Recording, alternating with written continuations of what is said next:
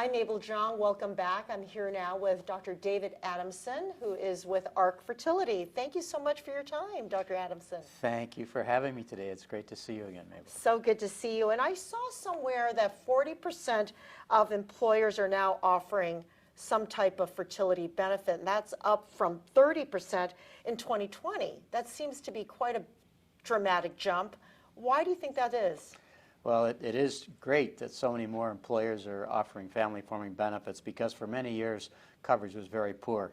Now, not all those benefits that are offered are really inclusive and comprehensive, which is really important because you want to include everybody and cover everything that's needed. But there are a lot of reasons they're looking at it. A lot of employers are asking for benefits now. They really want to have them.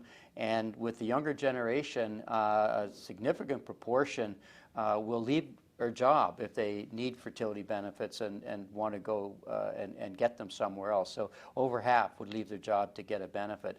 And those who do have benefits are really grateful and more loyal to their employer.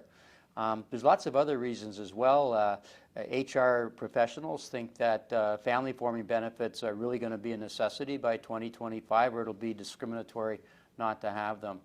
And I think one of the important things is more and more employers are covering them is that they're finding out they're really not expensive. There's been this perspective that family-forming benefits cost a lot.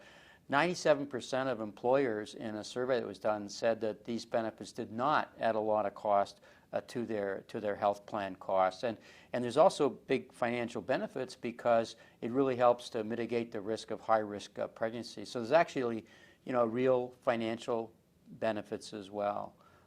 We also know these days that employers are really paying attention to diversity, equity, and inclusion. And having family-forming benefits can be something that really helps everyone in the company, not just those that are affected, but creates a better culture in the company, helps address social determinant of health issues, which are really important. And of course, it's good for public relations as well. So there are many reasons that employers are saying, yes, we should have a look at this and look at bringing in a really comprehensive and inclusive family-forming benefit. Mm-hmm. Can we get back to sort of the basics of why companies are having to look at this? What is happening, whether it be environmentally or for some other reason, that people are needing to seek out help in this area? Well, it's quite interesting that if you look at infertility by age across the population, it's actually not really increased. It's not really increased.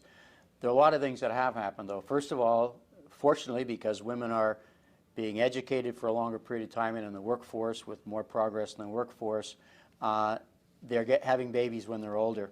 And so this means that more people need to come for fertility care. And so that, along with issues of gender equity, with more women in the workforce and employers trying to be helpful to women, and with these increased benefits, they're finding that they can, in fact, go for fertility care, have a family, and still maintain a career. So this is increasing the number of women who want to do this. Very importantly, as you know, with the passage of legislation stating that LGBTQ+ could not be discriminated against in the workforce, this means that a whole additional community of people many of whom need help to have a family, can in fact access the family, so access family-forming benefits. So the LGBTQ+ community and single women and men who want to have families are also coming more often. In addition to that, there's been some real technology advances, such as sperm injection, which enables us to treat male fertility a lot better because men are involved in this.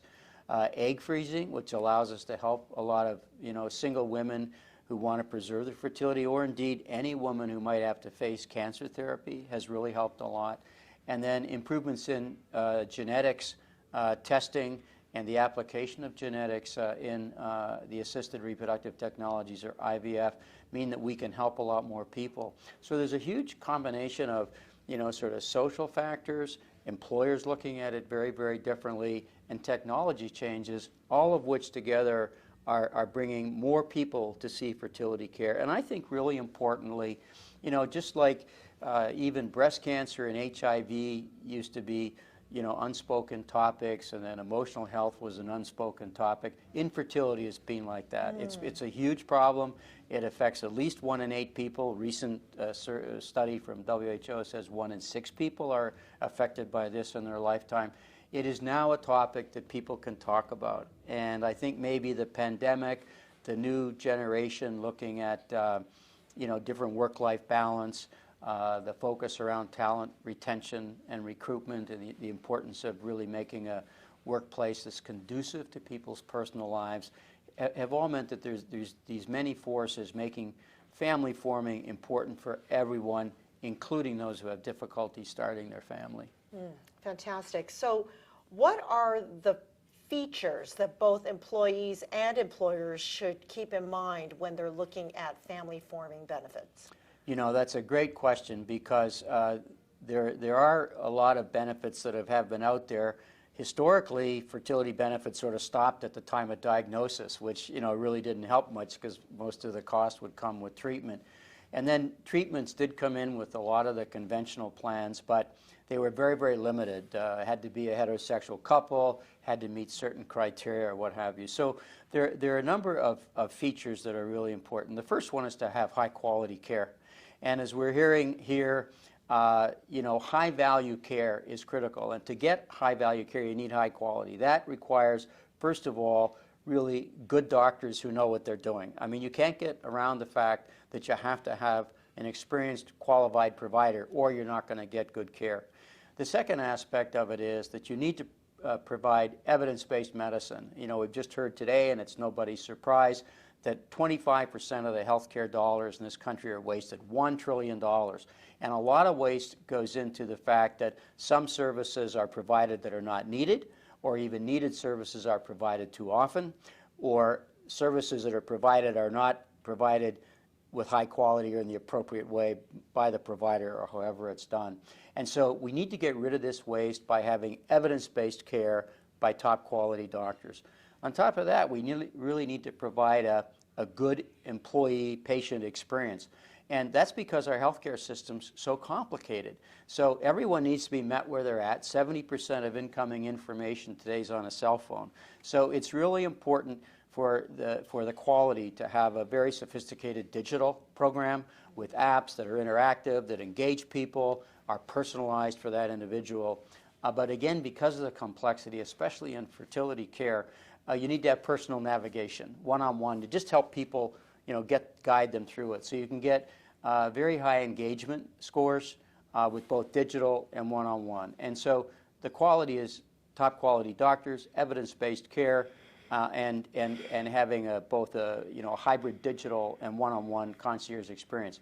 The second major feature of value, of course, is cost, right? So you need high quality, but to have high value, you have to have good cost. So there are ways to manage the cost. The first one, of course, is to have individualized care, so you're not just putting everybody into the same basket.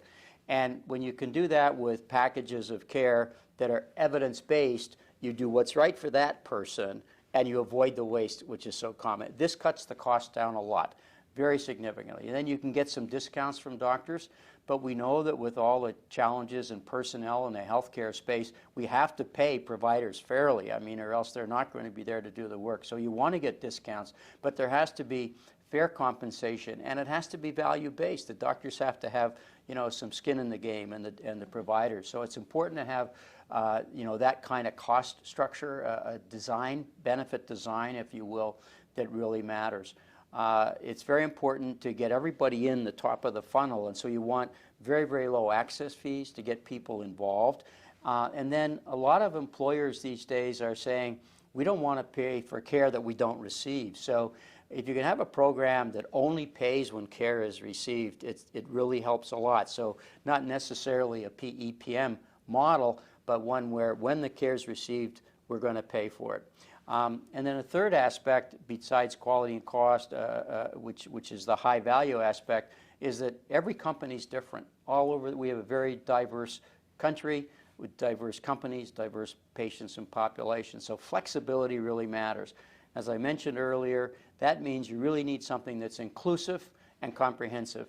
The healthcare system today, under the ACA, doesn't allow certain kinds of care to include everyone. For example, surrogacy or some aspects of donor egg or adoption, so because that's not a medical service. So you really need a type of program that can be flexible and include everyone, have equity for everybody, everybody gets the same in the company, and then it has to be comprehensive. So you want to cover preventive care, general good health, help people get pregnant on their own, help them if they have a challenging fertility journey with any type of thing they need, male treatment, genetics, surrogacy, adoption, donors. So it needs to be comprehensive. And then really on top of that, you want to have options. So employers need options. Do they want to have a pharmacy plan that's in their program with their own PBM or something that's a standalone?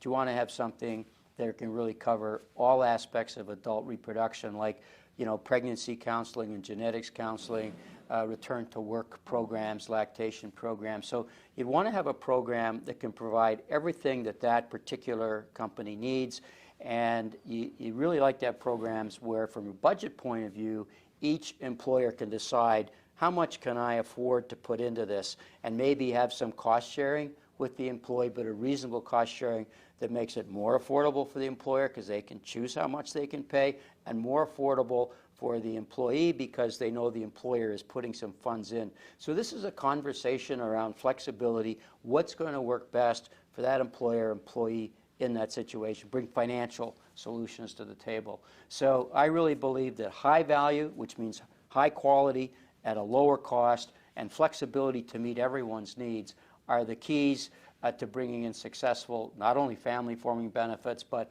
all the types of health care benefits that we know that our population needs. Well, this message seems very, very important to a wide number of people. Why bring it to thINC 360 to spread the message? Who are you meeting here or speaking with that is especially advantageous to the message? This is a wonderful meeting at thINC 360 because you really do have innovative thinkers. There are a lot of people who are trying to change our $4 trillion healthcare system, which is way above the most expensive in the world, and yet we do not have the best health outcomes. And so I think many people here believe that we have to change the model. The model does need to be changed towards high value, needs to be changed towards everyone in the system having a motivation to do the right thing. So having a reward to good providers for doing the right thing, have incentives to have predictable costs, know that you're providing the best care, being flexible for different situations, I think are features that are being discussed here by people. And not only just discussed, but the presenters are people who have actually implemented these in hospitals and in health systems. And they're dealing with the real challenges and bringing real solutions. And so I find it very stimulating to talk with those people, because certainly our vision, mission, and goals is to bring increased access of really high quality care to people, and that's going to require higher quality, lower cost, and flexibility and innovation, and that's what thINC 360 is all about. Terrific. Dr. Adamson, thank you so much for your time today. Well, thank you so much, Mabel. Great to see you. Great to see you.